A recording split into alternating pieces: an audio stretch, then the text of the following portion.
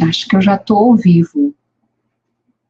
Boa noite, boa tarde, bom dia, sei lá onde você está, sei lá que hora que você está me assistindo.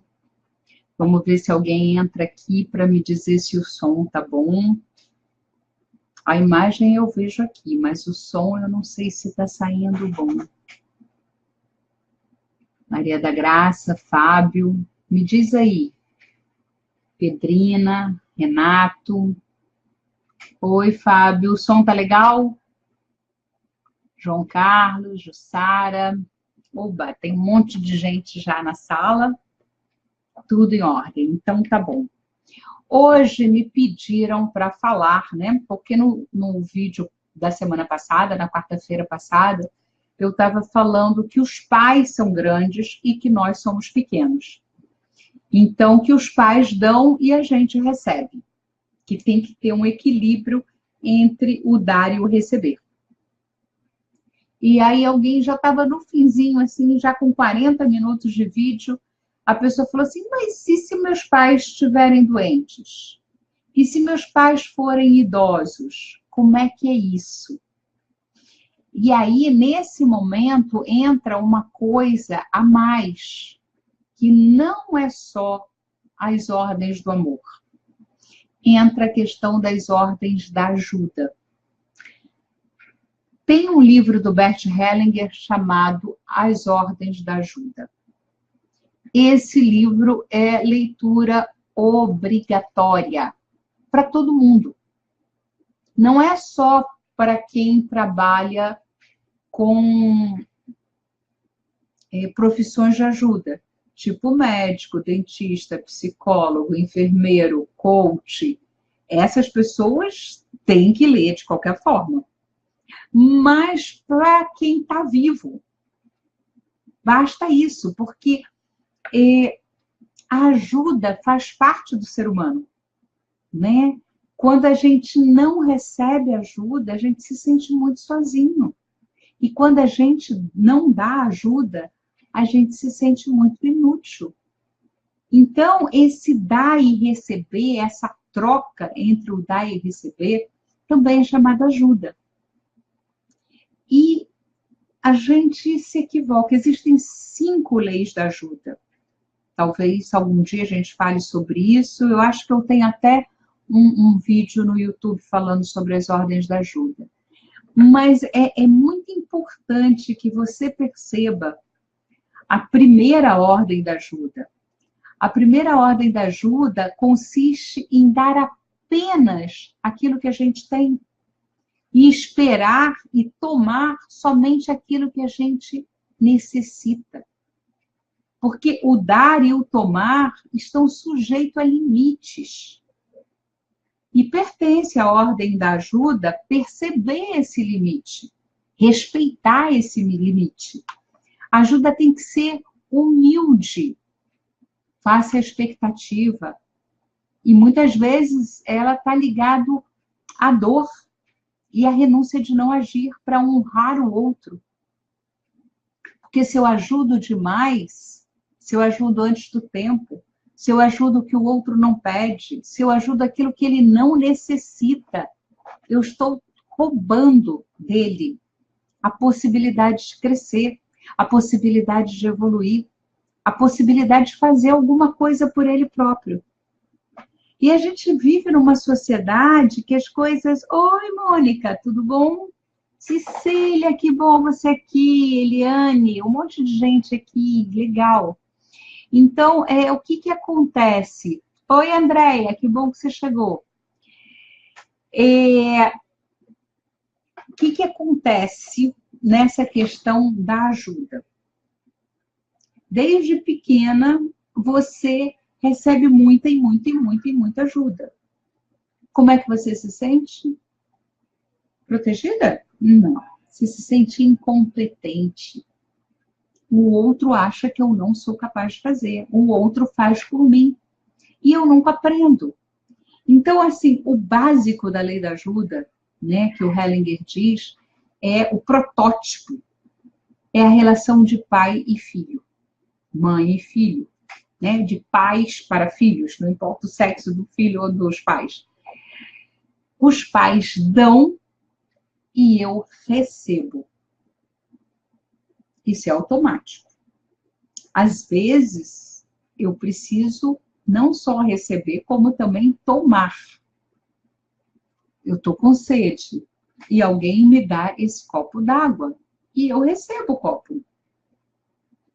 E eu continuo com sede, porque eu recebi o copo e não tomei água. Então, há uma grande diferença entre receber ajuda e tomar ajuda. Quantas pessoas já te pediram ajuda e não tomaram? Você fala, não, te ajudo, faz isso, faz aquilo. Ela, não, faz para mim.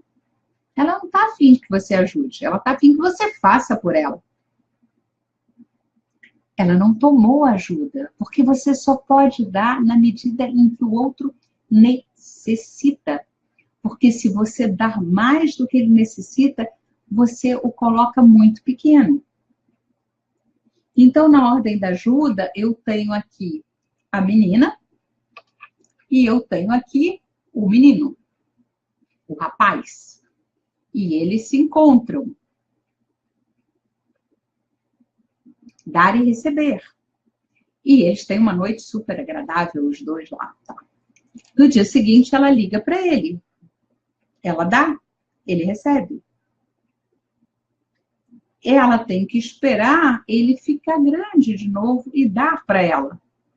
E fica esse movimento. Um dá, e o outro dá, e fica a dança.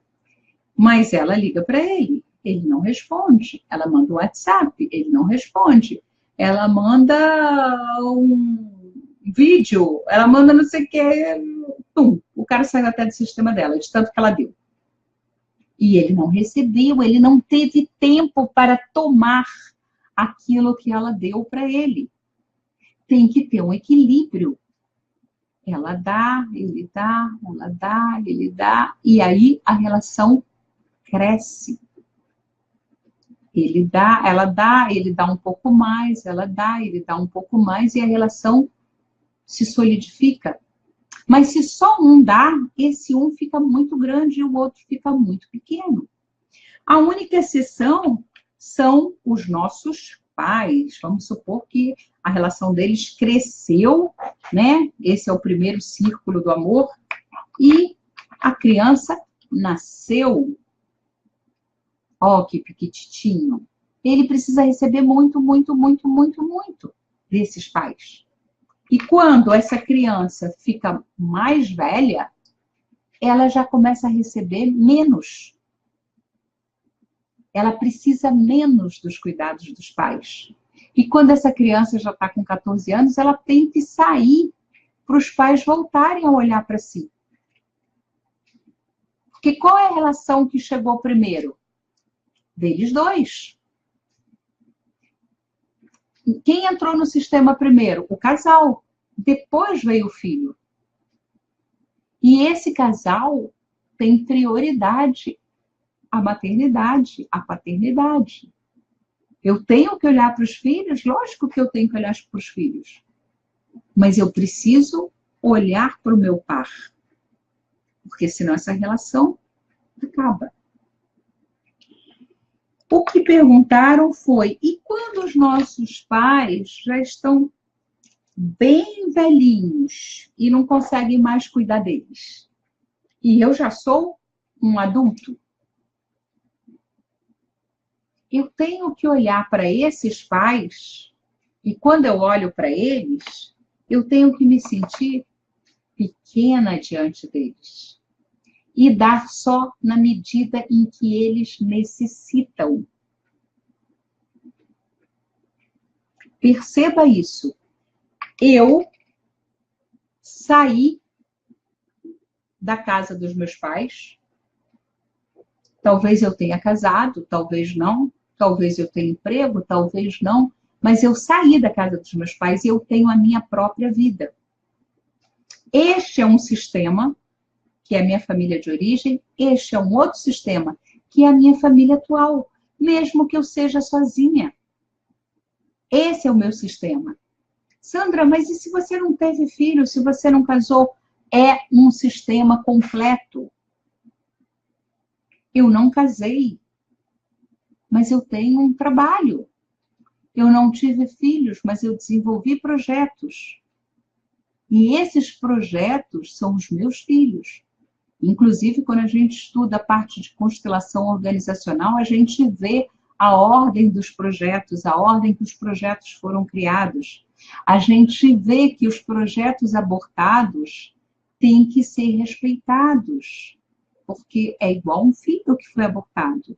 Então, aqui mesmo, eu sozinha, eu sou um sistema. E eles são também um sistema. Mesmo que um deles já tenha falecido, esse sistema familiar continua. A minha mãe é um sistema, eu sou outro sistema, e ela é maior do que eu. Ela continua dando para mim. Sandra, mas a minha mãe é esquizofrênica. Ela continua dando para você. Mesmo esquizofrênica, ela foi capaz de gerar vida. Sandra, minha mãe teve um AVC, ela não pode mais andar. Alguém tem que cuidar dela. Você, se puder pagar um cuidador, é melhor. Porque um pai e uma mãe se sentem muito humilhados do filho ter que ficar trocando a fralda dele. Eu pagava um cuidador para o papai enquanto foi necessário. Porque imagina, a minha mãe não tinha condição aos 83 anos de ficar dando banho no meu pai. E não ia ficar bom eu fazer curativo do papai, eu trocar a fralda do papai, eu dar banho no meu pai. Ah, mas ele fez isso por mim. Para desse negócio que eu tenho que retribuir. Meus pais são grandes, são enormes. E eu tenho que imaginar atrás dos meus pais os meus avós, os meus bisavós, os meus tataravós, que continuam cuidando deles, que continuam dando energia para eles. Então, se o meu pai e minha mãe estão doentes, é lógico que eu vou cuidar deles, dentro das ordens da ajuda. Por isso que eu falei, lê o livro. Lê o livro. Porque muitos filhos não respeitam o seu pai ou a sua mãe. Porque mesmo o seu pai e a sua mãe estando juntos. Porque eles querem pagar menos por tudo aquilo que eles receberam. O Hellinger fala muito sobre isso. Esse pai e essa mãe me deram uma coisa que eu nunca vou poder retribuir ou pagar. Eles me deram a vida. Eu só existo porque eles existem. Ah, Sandra, uma mamãe me largou lá na Casa da Roda. Eu nem sei quem é. Ela não te abortou, você está viva. Ela te deu tudo que você precisa, teu sistema está completo. Ah, Sandra, mas eu não tenho pai. Está lá na certidão de nascimento, está assim. Pai desconhecido. Você conhece seu pai. Pode ser que a sua mãe não o conheça. Eu acredito que a sua mãe não saiba quem foi seu pai. Foi um amor de carnaval, ela estava com 2, 3 namorados. Não importa, ela não sabe. Mas você sabe, porque ele está dentro de você. 50% de você é esse homem. Seja grata. Sem ele, você seria outra pessoa, não seria você. É a genética dele, é o sistema dele que está aí em você. Honre esse homem. Ah, não, eu nem conheci meu pai, ele abandonou minha mãe. Nossa, ele bebia, pelo que minha mãe conta. Nossa, ele era uma pessoa horrível. E você também é uma pessoa horrível, porque 50% de você é horrível. É igualzinho a ele. Então, não critica, aceita do jeito que foi. Papai era assim, jogava, bebia, tinha um monte de mulher, foi embora.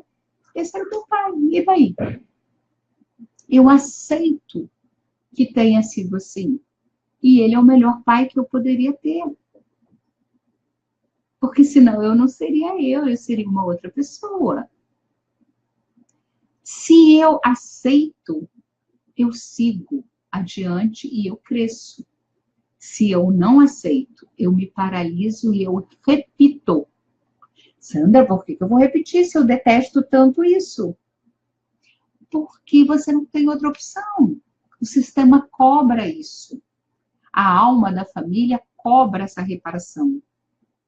A alma da família não te cobra que você pague aos seus pais aquilo que eles deram para você totalmente de graça.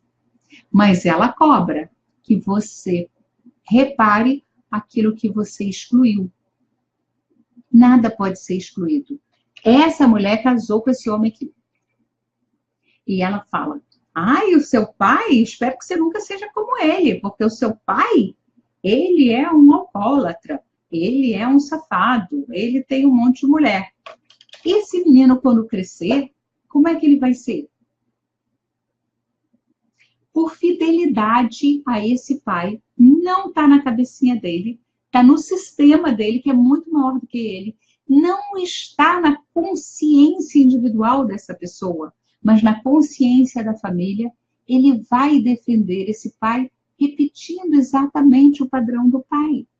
Esse é o grande problema das crianças que são adotadas e rejeitam a família de origem, conhecendo ou não, biologicamente, sistemicamente, essa criança conhece os pais biológicos.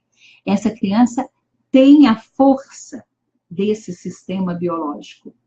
Embora os pais criadores sejam maravilhosos e possam dar muitas direções e muita força para essa criança, mas a força vital, a energia que ela traz é do sistema biológico. Se ela toma o sistema biológico e toma também o sistema criador, ela está feita na vida, ela tem muita força. Mas se ela não toma um dos dois sistemas, ela vai repetir tudo que ela excluiu naquele sistema, tudo que ela rejeitou naquele sistema. Então, é uma coisa assim, para e pensa como é que as coisas estão acontecendo para você.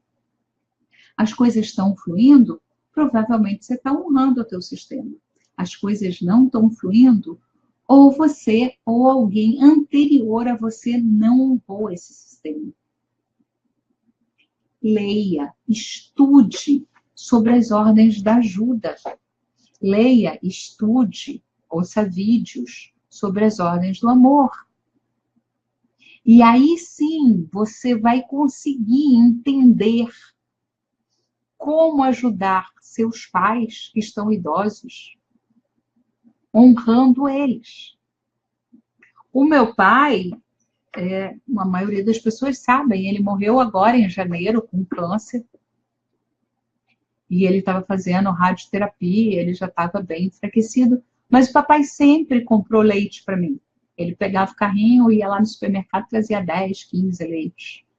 Ele comprava coisa de limpeza e tal, ele fazia tudo para mim. E depois que ele adoeceu, ele continuou fazendo. Sandra, que absurdo, por que você não fez? Porque ele era o grande. Ele se sentia bem em poder fazer por mim, porque eu sou a pequena, eu sou a filha. Então ele fazia e eu deixava. 20 dias antes dele morrer, ele ainda estava fazendo compras para mim. Eu não pedia, mas ele fazia. Porque ele era grande. E eu continuava pequena. Apesar de eu ter 60 anos. Ele continuava fazendo as coisas para mim. E ele se sentia muito bem em fazer isso. E eu nunca falei, pai, você está fraco. Pai, você não deve fazer. Eu aceitava que ele fizesse. E era grata. Não é nada fácil ser humilde na ajuda. A gente, como filho, tem muitas dinâmicas, e quem é constelador sabe, em que o filho fala, papai, eu vou no seu lugar. Quando o pai está querendo seguir alguém da família de origem, o filho se sacrifica pelo pai, pela mãe, por amor. Mas isso não é o correto. O filho vai atrás do pai para que a mãe não vá. O filho deixa de viver para que a mãe não siga o pai. Esses dois aqui são casados. Esse aqui morre. O filho ainda é pequeno. Onde é que ele tem que ficar? Aqui, na frente da mãe. E seguir a vida dele. Mas ele se posiciona aqui no lugar do pai. E mesmo quando ele cresce, deixa eu pegar um outro menino aqui, ele continua aqui, casado com a mãe. Olhando para a mãe. Aqui, eu peguei um bonequinho que olhava para a mãe em vez de olhar para frente. Ele não consegue olhar para frente, ele olha realmente para a mãe. E aí ele encontra uma moça e não dá certo. Porque ela acha que ele está traindo ela. E na verdade está, porque é a mãe que ele está casado. Ele precisa se afastar dessa mãe. Ele precisa se sentir pequeno diante dessa mãe. Não importa a idade que ele tem. Ele vai ser sempre pequeno diante da mãe. E aí, quando ele vai para o mundo, ele vai grande. Mas se eu sou grande junto da minha mãe, ou do meu pai, ou dos dois, quando eu vou para o mundo, eu vou como? Pequeno. Eu não tenho força no mundo se eu não me deixo ser pequena diante dos meus pais e receber dos meus pais. Perceba que quando eu falo que eu tenho que concordar, eu tenho que concordar com o que eles fazem com eles. Eu não tenho que concordar e repetir e fazer aquilo para mim. Eu posso fazer diferente se eu concordo com eles. Mas se eu não concordo com eles, eu não tenho jeito de fazer diferente. O sistema busca uma compensação por essa exclusão. E aí eu repito. Se eu não repetir, meu filho repete, ou meu neto. Alguém no sistema vai pagar por essa exclusão.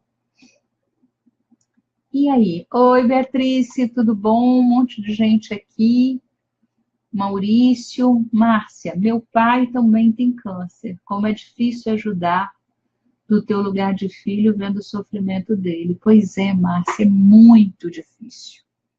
É muito difícil, mas as pessoas falavam para mim assim, o seu pai só escuta você. O seu pai só não briga com você. Ele brigava com todo mundo. Ele brigava com o enfermeiro, com a minha mãe, com a minha tia. Ele brigava com todo mundo. Porque todo mundo queria mandar nele. E ele falava assim, agora parece que eu não sou nada, né? Todo mundo manda em mim. Todo mundo quer mandar em mim agora. Eu não mandava nele. Por isso que ele não gritava comigo nunca. Eu falava, papai, a comida chegou. Não quero comer. Tá bom, papai. Mas essa, pelo menos a gelatina com uma cara boa, hein? Essa gelatina aqui, você não comeu, eu vou comer. E ele falava, é de que essa gelatina? Eu falei, não sei, pai, mas tá com uma cara boa. E aí ele resolvia comer, resolvia tomar um suco, mas eu não forçava a barra, né? Esse final de semana eu estava em São Paulo, fui visitar a minha tia está internada, lá em Jaçanã. E ela estava sem comer já tinha uns 2 dias, né? Mas lógico que eu sou diferente da maioria das pessoas, porque eu sou médica, então tenho uma autoridade comigo que com os filhos, com os outros sobrinhos não tem. E eu falei, tia, come? Ah, não, isso está horrível. Eu falei, tia, daqui a pouco vão te botar no soro de novo, que você não está 2 dias já sem comer. Sopa aqui parece que é parece até um angu, essa sopa, angu com carne moída. Não é o que você faz, mas experimenta um pouquinho. Toma umas 2, 3 colheres. Se você tomar 3 colheres, já está melhor do que nada. E aí ela foi com força lá e tomou. Eu não falei, tia, tem que tomar. Eu não falava para o meu pai, tem que comer. Né? Eu falava, pai, você vai ter que entrar no sangue de novo, né? Porque você está sangrando pela bexiga, não está comendo. Vai ser pior ainda, mas você que sabe. E era você que sabe. Se ele falasse não, era não. Quando ele falou, não vou mais fazer nenhum tratamento, não vou mais fazer nenhum tratamento. E pronto. E é difícil. Eu, como médica, era mais difícil ainda. Mas eu honrei o tempo todo as escolhas dele. Lógico que a minha mãe é do tamanho dele. Então, minha mãe podia discutir com ele. Você tem que comer, você não sei o quê, você... E eu não falava nada. E quando ele não queria fazer as coisas, eu chamava a enfermeira. Ela que se virasse lá com ele. Não era eu não vou discutir com meu pai. Entendeu? Não vou. Eu honro o que ele está falando, ele estava lúcido. Ah, Sandrinha, mas a minha mãe não está mais lúcida. Tudo bem. Seu pai está aí para tomar a decisão? Deixa ele tomar. Seu pai não está aí para tomar a decisão? O que ela gostaria que fizesse? Com a minha tia, na sexta-feira, minha prima me ligou e falou assim, a médica lá do pronto-socorro, porque ela ficava na enfermaria, aí tinha crise de falta de ar, mandava ela para o pronto-socorro. Aí voltava para a enfermaria, ia para o pronto-socorro. Já eram 3 noites que isso acontecia. Aí a médica falou, se continuar assim, a gente vai ter que entubar. Falei, entubar para quê? Vou botar respirador, o que vai fazer? Vai entubar para quê? Ai, não sei e tal. Não. Você já conversou com ela sobre isso? Não, como é que eu ia conversar com ela? Eu falei, pois é, então amanhã eu vou aí. Eu estava em São Paulo mesmo, falei, amanhã eu vou aí. Aí no sábado, não teve o curso, né, que eu ia fazer, eu fui lá ver minha tia. E aí falei, tia, você não está comendo, você está tendo essas crises. Estão te levando para o pronto-socorro toda hora. A médica falou, até entubar. Né? Tem que ver o que você quer em termos de cuidados. Por exemplo, o papai falou que não queria fazer diálise, o papai falou que não queria mais fazer nem químio, nem rádio, nem nada. O papai foi tomando umas decisões e eu só acatava. Se você tiver aquela crise de novo, pode te entubar ou você não quer que entube? Ai, mas fica depois doendo, fica não sei o quê. Eu falei, tia, mas você ficar aí em agonia por falta de ar também não é legal, né? Mas é você que tem que escolher. Amanhã, quando o médico vier, você pergunta para ele. Eu não sei direito do seu caso, mas você pergunta para o médico. Por que tem que tubar? Quanto tempo eu vou ficar no tubo? Qual é a vantagem de eu ficar no tubo? Qual é a minha condição real? Você tem que perguntar para o teu médico para fazer uma escolha. Você faz a escolha. Porque é muito difícil para os filhos, né? Para o meu primo, para a minha prima, para a esposa do meu primo, para os filhos do meu primo, juntarem ali e todo mundo ter a mesma cabeça e decidir. Ela está lúcida. Eu falei, ó, vamos aproveitar que teu marido está aí, né? Paradinha está aí, você conversa com ele. Vocês vão decidir juntos. Gente, já tem 84, a idade que tinha meu pai. Mas ela é lúcida. Isso é pesado demais para um filho decidir. Se entuba, se não entuba. Se põe no respirador, se ressuscita, se não ressuscita. Tem que conversar com os seus pais, com os seus avós. Eles vão se sentir grandes e fortes e respeitados se você pergunta para eles o que eles querem. Eles vão se sentir crianças inúteis se você toma decisão por eles.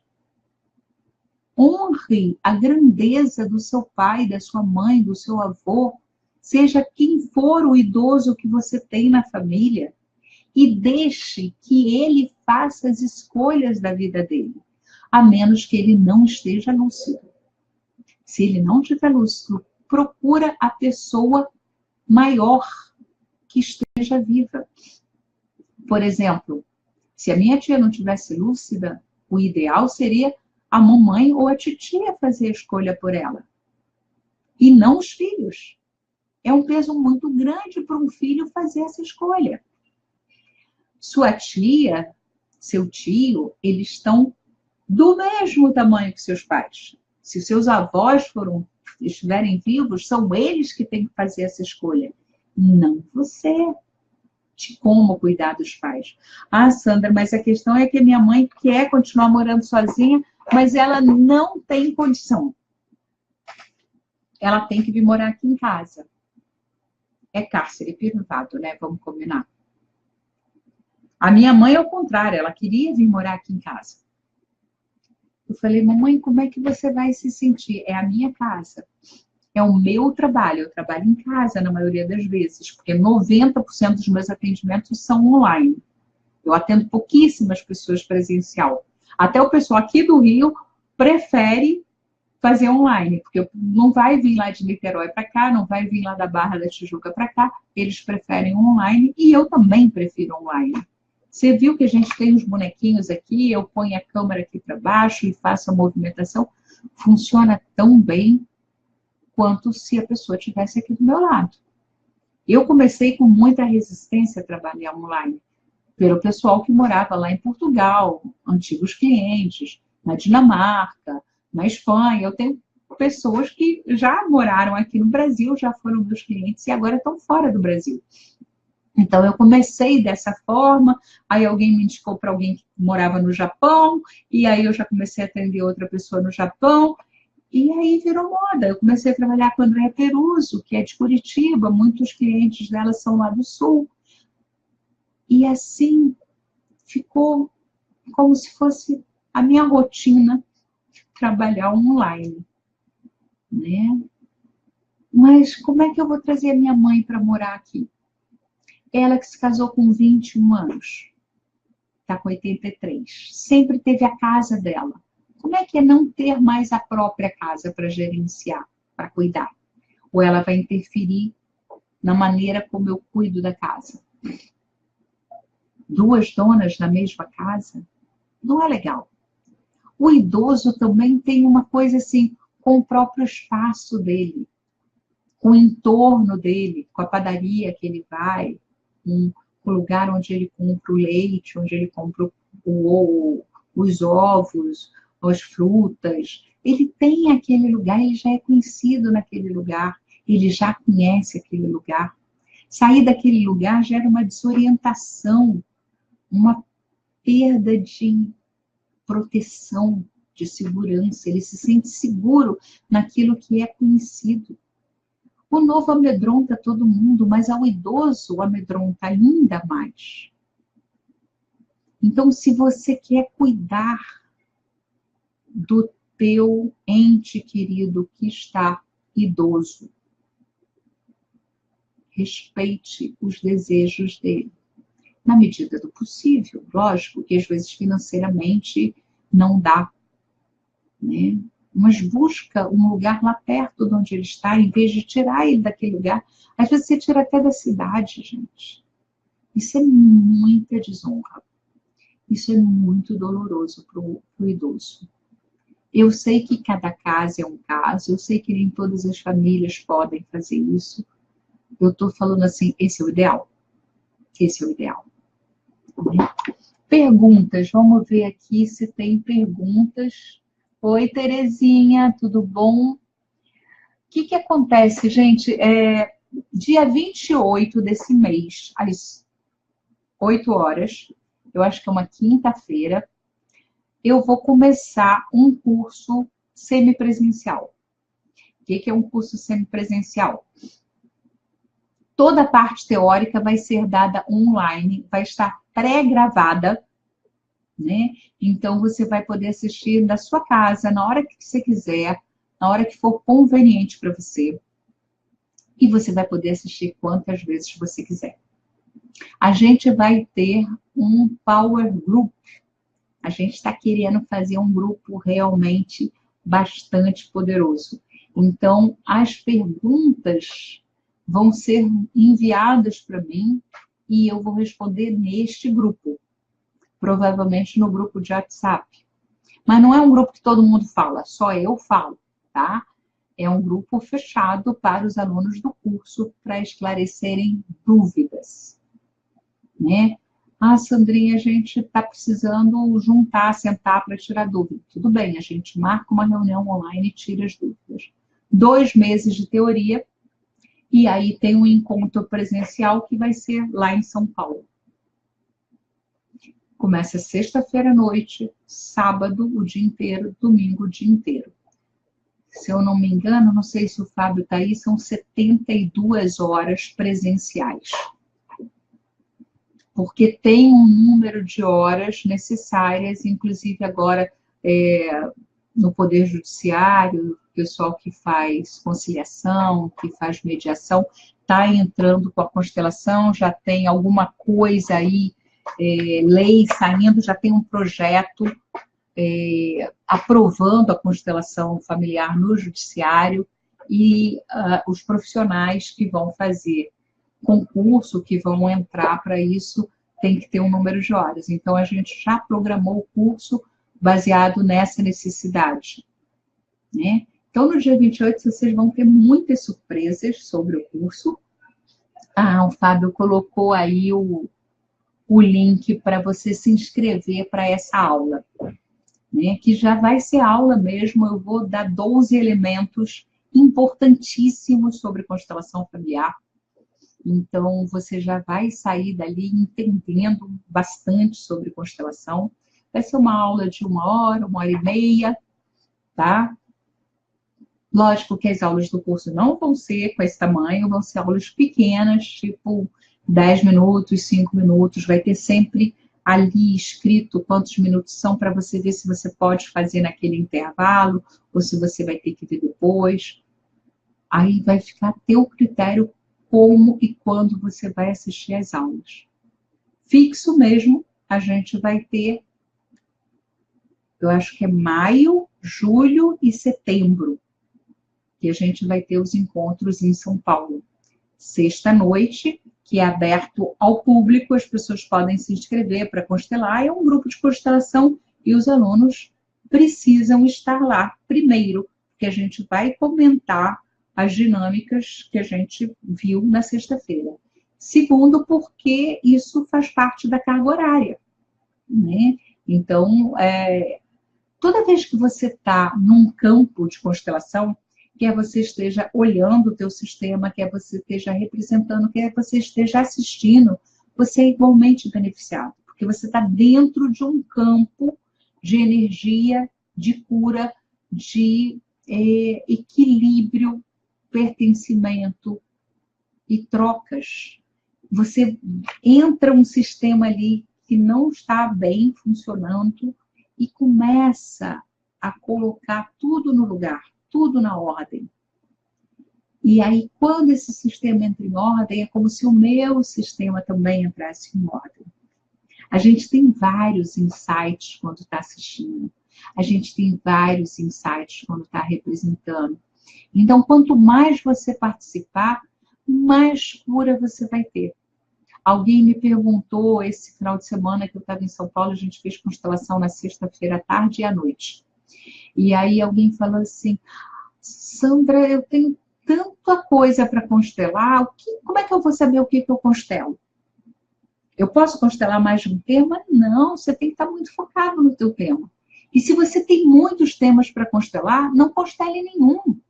Venha assistir, venha participar, venha assistir, venha participar, que dali a pouco você só vai ter um tema.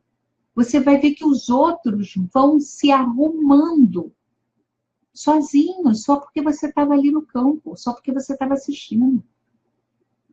O Hellinger sempre falou isso, mas quando eu comecei a dar aula, eu via que as pessoas... Eu dava aula, eu ia final de semana, um mês sim, um mês não, para São Paulo. E aí eu dava teoria e prática no mesmo final de semana. Em vez de eu ir 3 vezes, eu ia 6. E aí o que acontecia?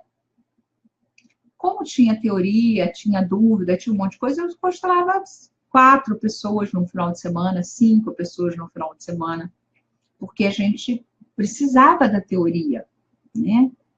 Quando chegava na sexta-feira, às vezes eu constelava 10, 12. Mas do grupo que estava fazendo o curso, constelava menos. Então, eu imaginei, eu nunca dei dessa forma, vai ser a primeira vez. Eu imaginei que vai ser muito mais produtivo. Porque como todo mundo já vem com a teoria, e a gente tem esse power group para dúvidas, vai ser só constelar, constelar, constelar. É como um workshop só de constelação. Lógico que a gente vai comentar as dinâmicas que aconteceram ali, a gente vai tirar dúvidas das dinâmicas, mas não vou constelar 4, 5. Eu vou constelar talvez 6, 10, 12 num final de semana. Então, as pessoas vão ser muito mais trabalhadas do que no modelo anterior, em que teoria e prática eram dadas simultaneamente, tá? Então, o Fábio deixou aí o link, se inscreve para assistir essa aula, é sem compromisso, é de graça. Ai, Sandra, mas eu não vou poder fazer o curso. Não interessa, essa aula vai ser bem legal, né? A gente já preparou os elementos que a gente vai falar, você vai aprender um monte de coisa legal. Se você está aqui até agora, né? A gente já está 40 minutos, tem 20 pessoas na sala, você gosta desse tema e você aprende quando eu falo sobre isso. A sua alma se sente bem, a alma da sua família se sente prestigiada. E lá a gente vai fazer de uma forma bem mais didática do que eu faço aqui. Você acabou de dizer que sua mãe queria morar aí com você e não aceitou. Não é que eu não aceitei, Mauri. Eu conversei com ela. Eu falei, mamãe, você acha que é bom você vir morar aqui? Porque você tem a sua própria casa desde os 20 anos de idade. Lá é a minha casa. Por mais que eu que tenha um banheiro para você, que eu feche a sala e faça um quarto para você, você vai se sentir confortável morando lá? É isso mesmo que você quer? Porque eu não acho que vai ser legal. A gente pode até experimentar, né? Nesses primeiros semanas, assim, você passar uns dias lá, a gente, vamos pintar aqui, porque se você ficar aqui, é bom que muda a energia, né? Tinta é bom para tirar, forma pensamento, para tirar a energia. E se você for lá para casa e se sentir confortável, se sentir bem, a gente aluga aqui, a gente faz alguma coisa aqui. Mas eu moro sozinha. Quando eu era menina, eu falava, quando eu tiver 12 anos eu vou morar sozinha. Eu achava que 12 anos eu ia ser adulta. Não foi aos 12, mas aos 14 eu realmente fui morar sozinha. Meu pai tinha um apartamento aqui em Copacabana, a gente morava na Gávea. E eu vim morar aqui. Eu dava aula de inglês, eu dava aula de português, eu dava aula de violão, eu dava um monte de aula e eu me bancava com 14 anos. Então, morei aqui até mais ou menos uns 17, 18. E aí, meus avós já não estavam bem, então vieram morar nesse apartamento que era do meu pai e eu voltei para casa dos meus pais.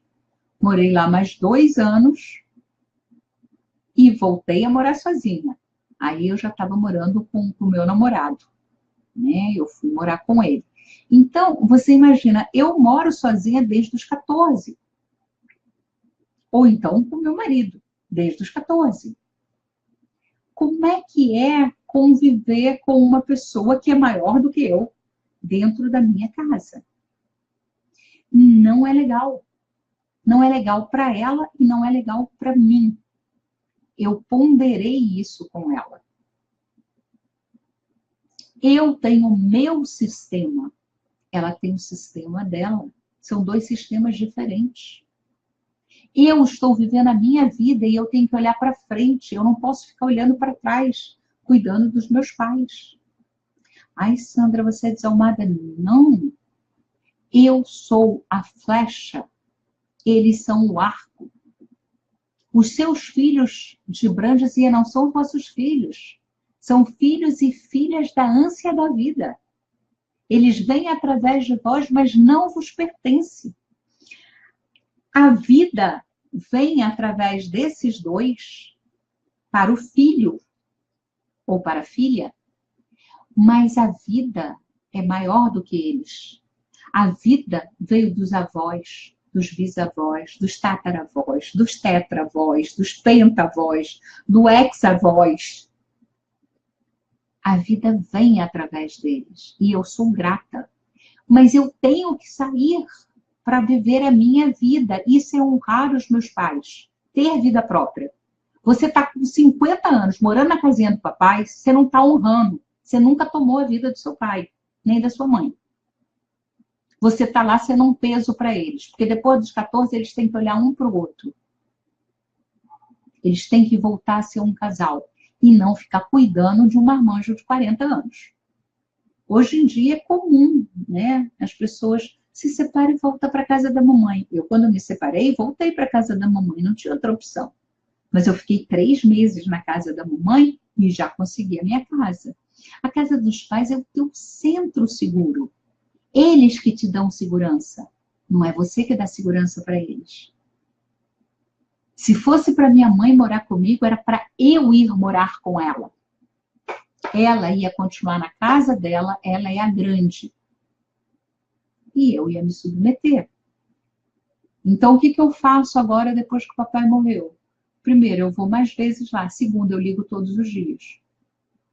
Eu cuido mais dela. Mas hoje, por exemplo, eu estava aqui atendendo um cliente presencial, ouvi barulho e pronto. Não fiz nada. Ela tem a chave daqui de casa. Mas ela veio, ela trouxe ovo para mim, ela comprou azeite e ela comprou maçã. Porque ela é a grande. Eu sou a pequena.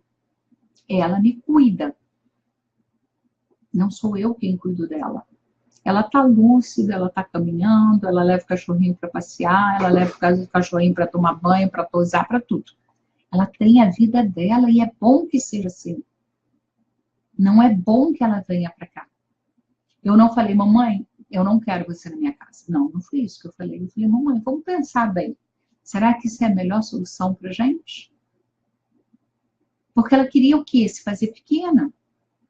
E esse é o movimento antigo dela. Entendeu?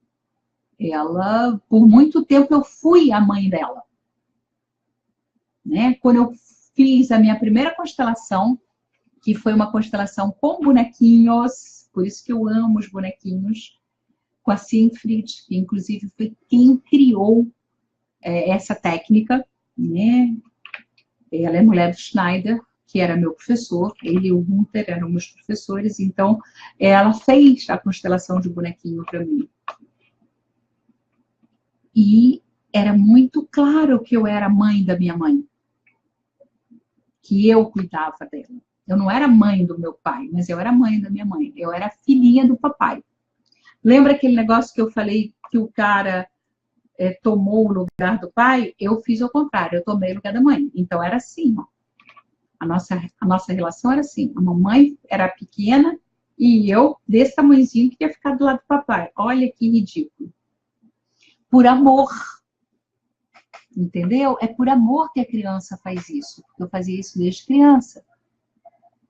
Né? Meu avô foi embora quando a minha mãe tinha 3 anos. Então, ela e a minha tia mais velha, essa que está internada, foram entregues para a sogra da vovó. Para a sogra da vovó. Né? Para a mãe do meu avô. E ela não queria cuidar de criança, botou as duas no colégio interno. Então, elas não podiam ser visitadas pela mãe. A minha avó não podia ver minha mãe nem minha tia. Elas saíram no colégio interno quando a mamãe já tinha 17 anos. Ela foi viver na casa da mãe dela só aos 17 anos. Então, teve esse amor interrompido dos 3 aos 17 anos. Ela ficou sozinha no colégio interno. Então, lógico que quando ela casou com o papai, ela não queria um marido, ela queria um pai. E quando eu nasci, ela não queria uma filha, ela queria uma mãe. E eu, por amor, fiz isso. Então, essa é uma dinâmica que você tem que conhecer, a dinâmica da sua família. Para não sair do seu lugar. Ela vinha morar comigo, significa ela é pequena e eu sou grande.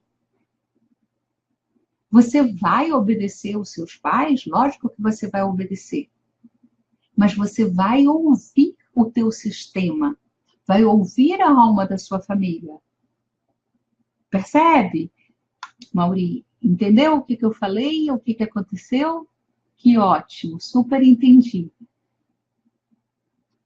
Quando temos problemas com a mãe, podemos constelar mais de uma vez? Não sei, depende do que é. O Hellinger não gosta de falar muito. ele diz que é para seguir a alma. O que eu observei nesses 20 anos que eu trabalho com constelação, porque não são 5 anos, 5 anos eu dou curso, mas eu já trabalho com 20 anos. O que eu percebo é que, muitas vezes, aquilo que eu, consteladora, e os meus alunos estamos vendo, não é a mesma coisa que o cliente está vendo. E eu percebi isso quando, na primeira turma, as pessoas saíam com certificado de extensão universitária pela FACEI. Então, tinham que fazer um trabalho. Tinham que fazer um TCC. E eu sugeri que o TCC todo mundo pegasse a sua constelação de bonequinhos, porque todos os alunos foram constelados por mim, e que dissessem quais foram as dinâmicas que eu usei, porque elas foram filmadas, todas as constelações foram filmadas, e todo mundo teve acesso à sua constelação. Então, o pessoal fotografava e descrevia, e eu via que muitas vezes a pessoa não conseguia ver o que foi feito aí. E aí, eu falei, posso mostrar isso para o grupo? Posso. Aí eu mostrava para o grupo, todos os alunos viram uma coisa. Só a pessoa que estava sendo constelada que via outra. Por quê? Porque ela já estava com uma percepção equivocada. Então, às vezes, ela não conseguia ver de outra forma, ver a nova maneira. Então, o que acontece? O olhar do observador é que altera aquilo que está sendo observado. No curso a gente vai falar bem sobre isso, sobre a questão da dupla fenda. Lembra que o átomo, o elétron pode se movimentar como onda ou como partícula? E quando eu olho de uma determinada posição, ele é onda, e quando eu olho, ele vira partícula, ou seja, ele se manifesta. Então, ali, quando eu estou fazendo um campo de constelação, tem uma onda vibratória que, quando o cliente fixa e vê de uma forma diferente, aquilo muda na estrutura dele e na vida dele. Mas quando ele não consegue ver, aquilo não muda. O essencial é bem simples, é bem simples. Mas às vezes a pessoa faz uma constelação enorme e tal, que ela vê um monte de coisa e perde aquilo que era o essencial. As minhas constelações são bem reduzidas, são bem focadas, são bem pequenas. Tem um monte de gente aqui que já fez constelação comigo. Boa noite, Isabel. Isabel já fez constelação, Terezinha, um monte de gente que já fez constelação. Isabel é lá de Brasília, Terezinha é de, sei lá, Resende, ou Volta Redonda, por ali. Fizeram constelações online e viram, até porque são duas consteladoras, né? E viram, só que depois a gente conversou sobre isso. Então, às vezes, é preciso constelar e ver. E às vezes eu constelei e eu vi, mas eu não consegui elaborar aquilo que eu vi. Então, constelação não é tratamento. Constelação não é terapia. Constelação é um instrumento que mostra onde está o emaranhado, onde as coisas foram equivocadas, onde as coisas foram desonradas por não pertencer, por sair da hierarquia ou por sair do equilíbrio. E você coloca aquilo em equilíbrio. Aonde? No campo mórfico. Até se manifestar no plano físico, pode ser imediato, porque eu tive a compreensão e eu sei exatamente o que eu tenho que fazer. Ou pode demorar. O Helling fala, às vezes a constelação demora até 3 anos para agir. Demora para agir porque a pessoa não entrou em ação. A pessoa não mudou nada. Né? Tem vídeos aí que eu conto de constelações que não deram certo. Porque eu falei, olha, isso aqui tem que ser dessa forma. O melhor lugar para o menino é junto do pai. Nem sobre o meu cadáver o menino vai ficar junto com o pai. Estava ali a solução. Mas a pessoa não viu, não aceitou, não tomou, excluiu aquela opção. Ou, nesse caso, foi deliberadamente, ou às vezes a pessoa não consegue ver. Então, às vezes, tem que constelar mais de uma vez, sim. Oi, Tânia, chegou, né? Isso que é importante, ter chegado. Ok, mais alguém tem alguma dúvida? Mais alguém quer perguntar alguma coisa? Se alguém perguntou alguma coisa, é porque isso aqui vai subindo e eu não respondi, é porque eu não li. Ah, esqueci de falar, gente, vamos compartilhar aí essa live, porque é, o mundo, pelo menos aqui no Brasil, cobra que a gente se responsabilize pelos pais, né? Na minha família era assim. Meus pais cuidaram dos meus avós. Cuidaram mesmo, cuidaram financeiramente, cuidaram fisicamente, cuidaram de todas as formas. E em algumas famílias, a nossa família tem descendência italiana, é assim, né? Eu tive uma paciente que ela era espanhola e ela falou: eu saí da Espanha e vim para o Brasil porque eu sou a mais nova. E lá, o mais novo não casa, tem que ficar para cuidar dos pais quando os pais envelhecerem. É cultural, que não significa que esteja na ordem, que não significa que seja saudável, mas todo mundo te cobra. Todo mundo vai te cobrar. Mas como? Você deixou sua mãe morando lá sozinha? Você não vai trazer a sua mãe para morar com você? Não, está fora do equilíbrio. Você não vai morar com a sua mãe? Não, ela não precisa ainda. Se ela precisar e eu não puder pagar um acompanhante, eu vou. Mas o correto é que eu siga a minha vida e ela siga a dela. São plataformas diferentes. E que eu preste ajuda na medida em que ela precisa. E na medida em que eu posso dar. Por isso que eu comecei essa live falando, assistam Ordens da Ajuda. Gente, a gente está 1 hora aqui falando, vocês estão cansados. Quem for ver essa live vai ficar o dia inteiro. Pois é, vai subindo e não consegue entrar para cadastrar. Ah, não conseguiu? Então, Fábio, coloca de novo aqui o link para a Beatriz se cadastrar. Eu mando para você, Beatriz, pelo WhatsApp. Quem não conseguir, eu mando pelo WhatsApp, tá? Oi, Márcia. Meu avô paterno morreu de câncer. Quando descobrimos que meu pai tinha câncer, isso pode ter alguma relação sistêmica? Sim, sim, Márcia, pode ter uma relação sistêmica, sim. Mas é importante colocar para ver a quem eles estão honrando com essa doença. E eu trabalho também com o entendimento da medicina germânica. E tem um livro que eu acho muito legal, que não é da medicina germânica, que é de um alemão, que eu não sei falar o nome dele, que é bem difícil, que é A Doença como Caminho. Tausen, é um nome difícil. Mas se você colocar aí A Doença como Caminho, você vai ver. Então, a doença é vista como um aliado. Ela vem reorganizar o sistema. Ela vem porque alguma coisa está fora. Ou ela vem porque eu tenho algo a aprender com ela. Dizem as pessoas espiritualistas que a doença, principalmente o câncer, é uma doença kármica, que é uma doença para acelerar a queima do karma e uma mudança de processo de elevação espiritual. Cada pessoa fala de uma maneira, né? Mas com certeza não é uma doença gratuita, né? Na minha família tem várias pessoas que tiveram câncer e que morreram com câncer.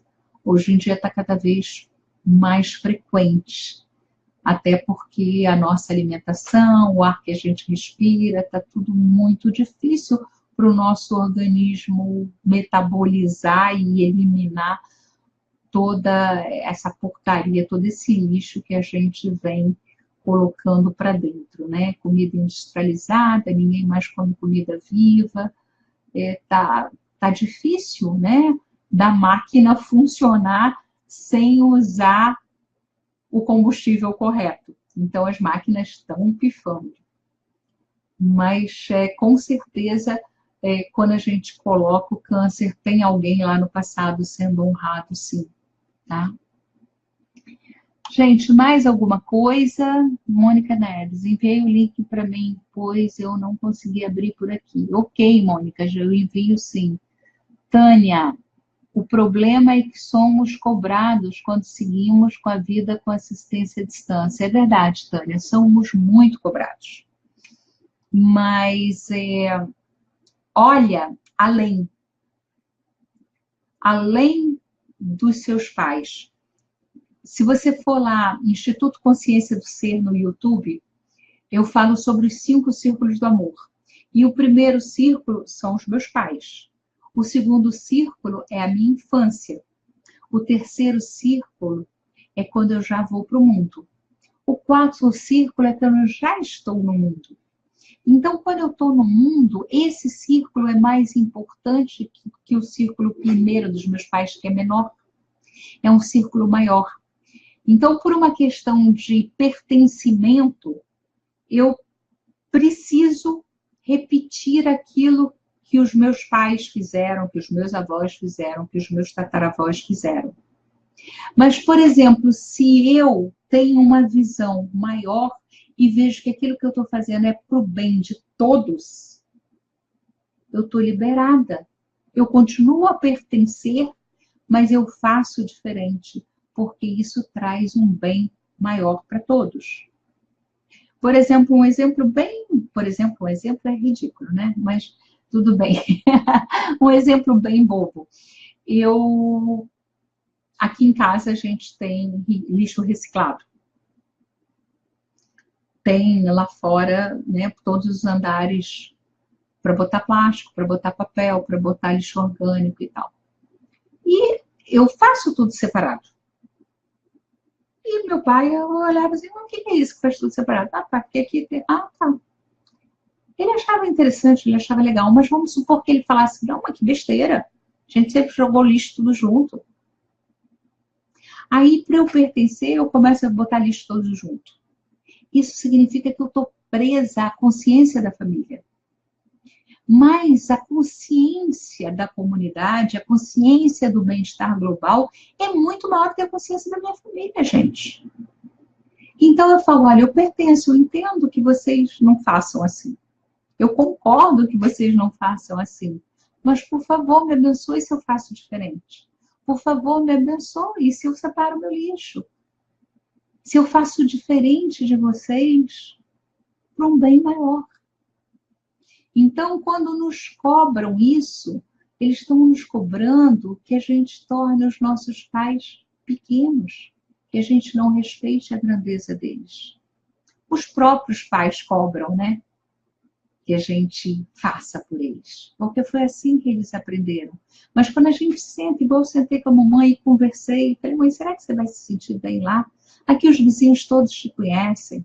Eu vi que quando você chegou lá na portaria, o porteiro veio correndo, porque lá tem um jardim grande antes de chegar na portaria. Ele desceu rápido para pegar as sacolinhas que ela estava carregando, né? Para não deixar ela carregar essa sacolinha. Eu fui na frente, porque eu fiquei comendo e ela saiu para fazer não sei o que, ela tinha que comprar não sei o que e eu acabei de comer na rua. Né? Foi no dia que a gente voltou de uma dinâmica lá nossa.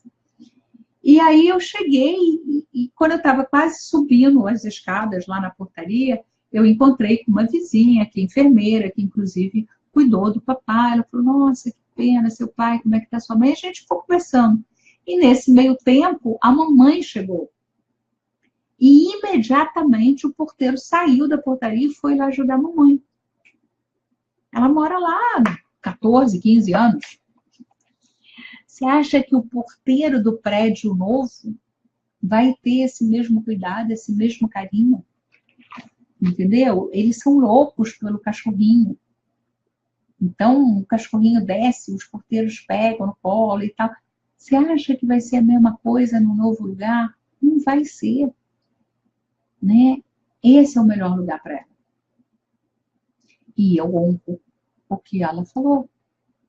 Mas as pessoas olham para mim e falam assim, como você deixou a sua mãe com 83 anos? Seu pai acabou de morrer. Ela ganhou força quando eu falei para ela não morar aqui. ela se sentiu grande, ela estava acabadinha, porque todo mundo se acabou com a doença do papai. Mas ela estava muito acabada, muito dependente de mim. Eu falei, mãe, eu também não estou dando conta não, tá pesado para mim, tá difícil para mim. Você que é grande, você que é mãe. Ela entenda ou não essas palavras, eu falo, porque são palavras de cura. E ela cresceu muito depois que ela assumiu que não viria morar aqui. Ela está muito diferente, está muito melhor. Porque ela está no lugar dela. E eu estou no meu lugar. Dane-se o vizinho cobra. Dane-se se o porteiro acha um absurdo. Né? Uma vez o papai chegou sozinho de Uber. A gente foi fazer a radioterapia e para ir para a casa deles passa pela minha casa. Eu moro no posto 4 e eles moram no posto 5, aqui em Copacabana. E aí estava passando, ele falou, você não vai saltar? Eu falei, não, pai, eu vou lá com você. Pra quê? Eu tô bem. Eu falei, tá bem, pai? Tem certeza que não precisa que eu vá com você? Não, lógico que não precisa que vá comigo. Salta aí na sua casa. Tá bom, eu saltei, andei 2 quadras e vim para casa e ele seguiu. Só que quando ele saltou do carro, ele teve uma tonteira, porque ele estava muito anêmico. E aí os porteiros já falaram para a mamãe, o seu Levi chegou sozinho. Deixaram ele vir sozinho no carro. Ela falou, pô, que estranho, minha filha estava com ele. E ele falou, não, eu mandei saltar, não precisava, eu estava bem. Aqui é que eu tive esse probleminha. Se eu fosse com ele, eu estava desonrando ele. Eu queria ir. Eu tinha me proposto ir.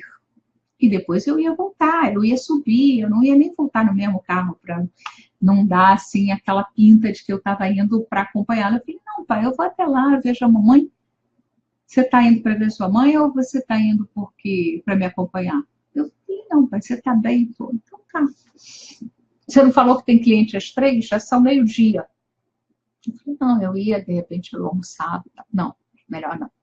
Tá bom. Só que eu fiquei como a filha que larga o pai tonto dentro de um carro, entendeu? Mas era assim, ele falava assim, você não precisa ir comigo, não. Eu falei, pai, mas eu quero ir, eu quero ver e tal. Não, não, eu quero ir sozinho, manda o carro me pegar. E aí eu mandava o Uber pegar. Ficava com o coração apertado, mas fazer o que ele quer, né? E quando a nossa própria mãe condena e cobra quando vivemos a nossa vida. E, Tânia, isso acontece direto. Você fala, mamãe, eu sou a pequena e você é grande, você já viveu sua vida. Eu preciso viver a minha. Eu tenho a minha própria vida. É gozado, por exemplo, quando a pessoa é casada, os pais cobram menos, né? Porque aí vê, ela tem que cuidar do marido, ela tem que cuidar dos filhos, ela tem que cuidar de não sei o quê. Mas quando você tem que cuidar da tua profissão, é da tua vida, quando você quer sair para balada e se divertir, né? Como vai deixar o papai ou a mamãe em casa doente e vai cuidar da própria vida? Mas é um direito nosso. É um direito nosso. Eles já viveram a vida deles. Se eu olho para trás para ficar olhando para o papai e para a mamãe, quem olha para a minha vida? Quem olha para o meu filho? Quem olha para o meu marido aqui do lado? Quem olha para o meu dinheiro que está aqui na minha mão? Vai tudo embora. Porque eu estou fora do lugar. O meu lugar é seguindo na vida. Foi para isso que a vida me foi dada. Quando a gente trabalha, eu sempre falo do eu inferior e do eu superior. Que o Jung falava do ego e do self. Né? A nível pessoal, a sua mãe pode estar te cobrando, mas a nível da alma não tem essa mesma cobrança. É porque quando a gente está no corpo físico, a gente esquece o que a gente veio fazer e às vezes a gente se sente pequena. Você tem que fazê-la se sentir grande. Você tem que fazê-la se sentir necessária, útil, capaz, competente. E se você não consegue, manda ela ir para um terapeuta. Leva ela para constelar. Eu tenho um monte de gente que traz os os pais para constelarem, para os pais tomarem os seus lugares, porque estão fora. E o filho acaba, né, essa semana mesmo em São Paulo. A minha primeira constelação foi de um pai de um amigo meu, que aposentou e aí entrou numa depressão, entrou de uma que não pode fazer nada, né? Aí começou a ter esquecimentos e etc e tal. Por quê? Porque uma parte da vida dele foi naquele trabalho. Deixar de trabalhar, deixar de ter o status, o poder, o dinheiro que aquele trabalho dava, ele se sentiu pequeno. Eu tive que dar esse ânimo para ele se sentir grande de novo, ao invés de ficar nas costas dos filhos, porque está pesado. Os filhos falaram, está pesado. Deixa eu ligar o ar aqui, que está falando danado. Gente, passamos de 1h10. Eu acho que eu nunca fiz uma live tão grande. Vamos deixar as perguntas para o próximo. No início da doença do meu pai, foi muito criticada pelos meus irmãos por não me meter nas decisões do meu pai, como se eu não me importasse com ele. Isso é verdade, isso acontece bastante, né? E comigo acontecia mais a cobrança, porque falava assim, você não vai decidir, você é médica. Não, eu não sou médica, eu sou filha. O papai falava, o que você acha? Eu falava, não sei, pai, o que você está achando?